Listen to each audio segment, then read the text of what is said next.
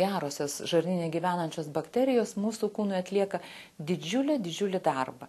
Na, apie tai, kad vitaminų sintezėje jos dalyvauja, sakysim, kai kurie B grupės K vitaminas yra būtent gaminami tų žarnose gyvenančių bakterijų.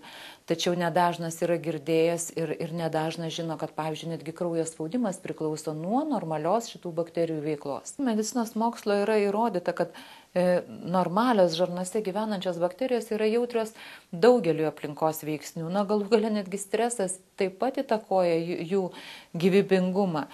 Mūsų mityba taip pat įtakoja tų žarnose gyvenančių bakterijų gyvybingumą. Galima išgerti jogurto, galima suvalgyti rūgusio pieno, galima šiek tiek fermentuotų produktų, bet yra ir kitos priemonės. Norėtumėm pristatyti naujieną Lietuvoje, tai yra gerųjų bakterijų raugai, skirti gamintis jogurtams, kefyrui, grietiniai, varškiai, namų sąlygomis. 1 litrą pieno pašildyti iki kūno temperatūros, tai maždaug 37-40 laipsnių, kad pienas nebūtų per karštas, svarbu. Kūno temperatūros. Pašildytą pieną reikia supilti atgal į pieno butelį. Į pašildytą pieną supilame gerųjų bakterijų raugą. Supilus bakterijas, pieną reikia išmaišyti. Suplakus pieną, jį reikėtų laikyti šiltai 60 valandų. Puikiai tam tinka šildyklė, padedame pieną, apklojame rankšluosčiu ir paliekame nakčiai. Šildymo esmė yra ta, kad pienas būtų šiltas ir bakterijos galėtų daugintis. Praėjus 6-10 valandų, pagal tirštumą matome, kad jis yra jau pasigaminęs, todėl valandai įdedame į šaldytuvą, kad atvėstų. Po valandos šaldytuve jogurtas yra puikiai tinkamas vartoti.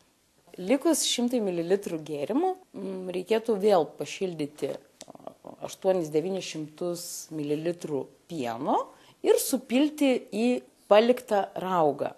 Po 60 valandų jūs vėl turėsite litrą jogurto, tokio pačio, kokį turėjote prieš tai. Šią procedūrą galime kartoti 4-5 kartus, taigi iš vieno mažo flakonėlio jūs drąsiai galite pasigaminti apie 5 litrus gėrimo.